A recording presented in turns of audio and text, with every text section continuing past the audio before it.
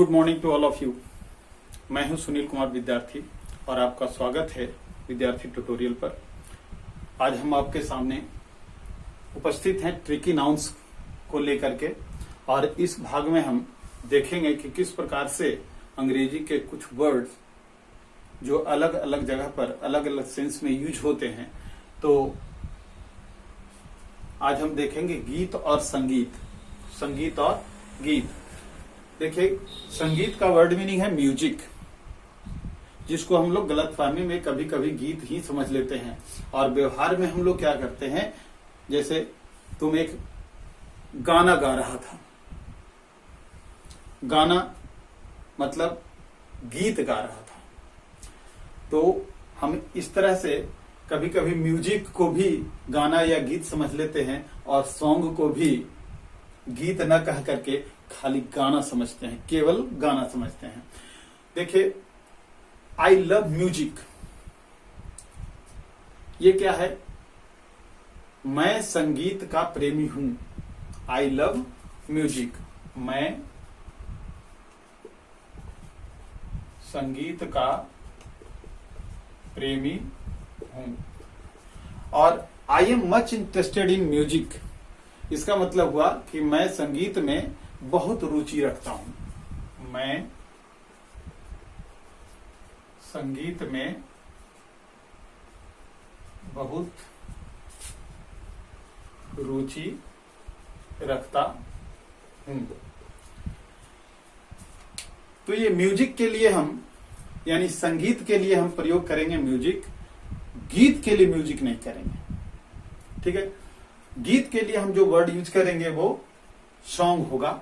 जैसे you always sing the best song, आप हमेशा सबसे अच्छा गीत गाते हैं। कोई कह देता है कि आप हमेशा सबसे अच्छा गाना गाते हैं। गाना मतलब गीत। आप हमेशा सबसे अच्छा गाना गाते हैं। आप हमेशा सबसे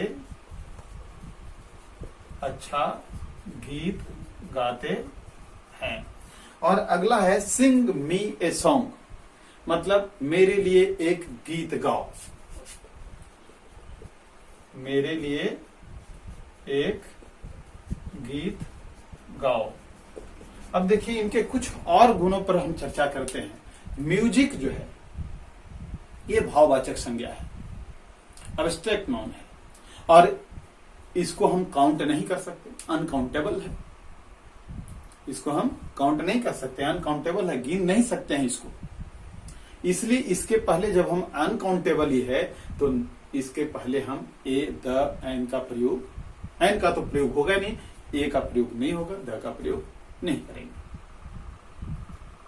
सॉन्ग ये काउंटेबल है, गीत काउंटेबल है, इसको हम गिन सकते हैं, यानी ये भाववाचक संज्ञा नहीं है। दोनों में डिफरेंसेस देखिए, दोनों नाउन लगभग मिलते जुलते हैं।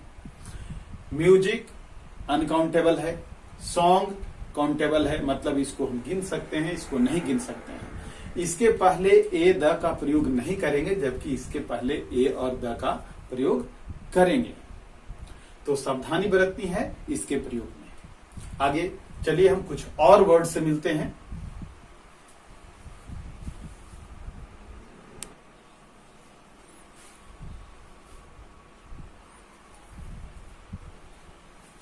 अब दूसरे ट्रिकी नाउन्स, कविता, जिसका हिंदी वर्ड है कविता, उसको पद या काव्य शास्त्र भी कहेंगे। तो उसका वर्ड मीनिंग है, एक है पोएट्री और दूसरा है पोएम। पोएट्री और पोएम में डिफरेंसेस है।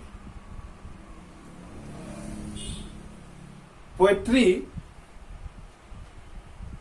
अनकाउंटेबल नाउन है, इसको गिन नहीं सकते, इसलिए इसके पहले ए, द का प्रयोग हम नहीं करेंगे, जबकि पोएम को हम गिन सकते हैं, इसलिए इसके पहले हम ए या द का प्रयोग करेंगे। ए या द का प्रयोग करेंगे। देखिए, पोएट्री, सम पीपुल लव पोएट्री, कुछ लोग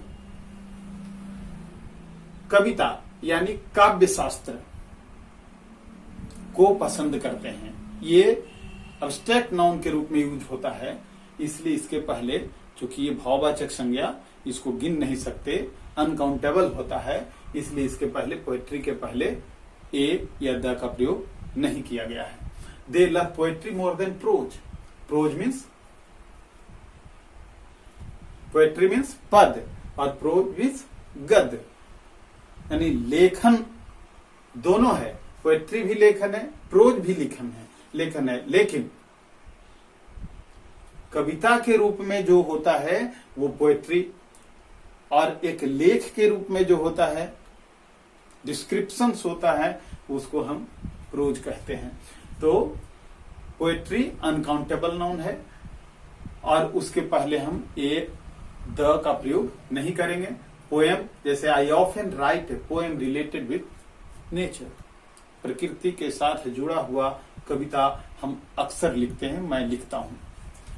I love a poem writing, मैं कविता लिखना पसंद करता हूं। इसके पहले देखिए ए, इसके पहले ए, जबकि पोएट्री के पहले ए द का प्रयोग हम नहीं करेंगे। यहां हम ऐसा भी लिख सकते हैं, I love the poem, I love the poem, मतलब कोई खास कविता है, कोई खास पोएम है जो 10-5 पंक्तियों की है, 20 पंक्तियों की है, उसको मैं पसंद करता हूं, वो हमें पसंद है, इसलिए इसके पहले देखिए द का प्रयोग हुआ है। ठीक है, चलिए हम कुछ और ट्रिकी नाउन से मिलते हैं।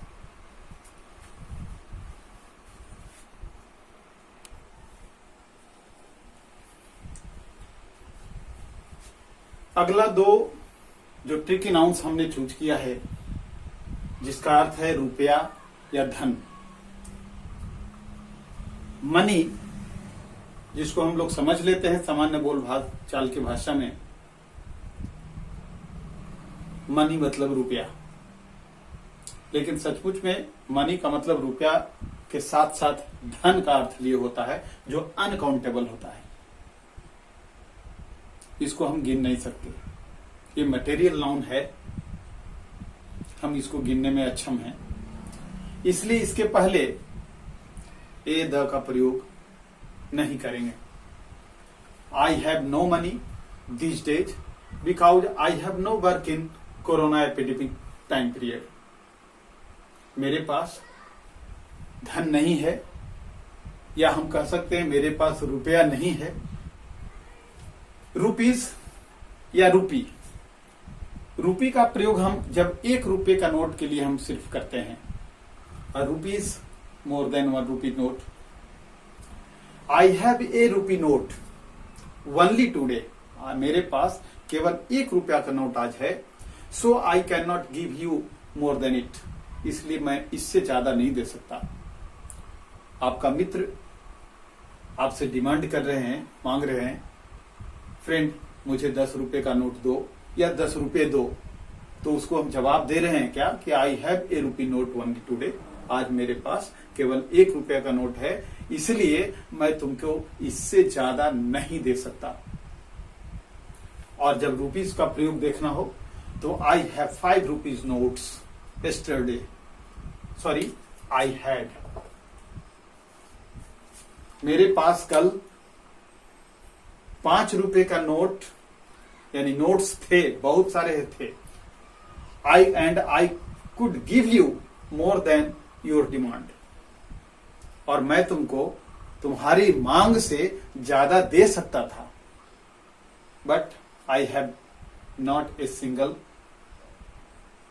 Rupees note today, I have A rupees note only today, आज मेरे पास केवल 1 रुपया है, या आज मेरे पास 1 रुपया भी नहीं है, इसलिए तुम्हारी डिमांड को मैं पूरा नहीं कर सकता। ये काउंटेबल है, लेकिन ध्यान रखना है जब 1 रुपये का नोट हो यानी 100 पैसा का एक सिक्का हो, नोट हो, तो उसके लिए हम रुपी का प्रयोग करते हैं। और 1 रुपया से अधिक हो, 2 रुपये का हो, 5 रुपए का हो, 10 रुपए का हो, 20 रुपए का हो, तो उसके लिए हम रुपीज लिखेंगे। ये सिंगुलर, ये प्लूरल। Thank you. तो आपने इसे ध्यान से देखा, इसके लिए हम आपका वेलकम करते हैं और वेलकम करते हैं विद्यार्थी ट्यूटोरियल पर। और यह आपको इस प्रकार के अंग्रेजी ग्रामर और मैथ्स की जानकारी देता रहता है, यानी ये चैनल आपको देते रहता है। तो आप इस चैनल को सब्सक्राइब करना न भूलें, और आपके सब्सक्रिप्शन से हमें सहयोग मिलता है, हमें हिम्मत बढ़ता है। इसलिए हम आपसे रिक्वेस्ट करते हैं कि आप अगर इस प्रकार के वीडियोज को पाना चाहते हैं, आपके लिए, आपके बच्चों के लिए लाभदायक है, तो आप वीडियो को यानी इस चैनल को सब्सक्राइब करें। धन्यवाद।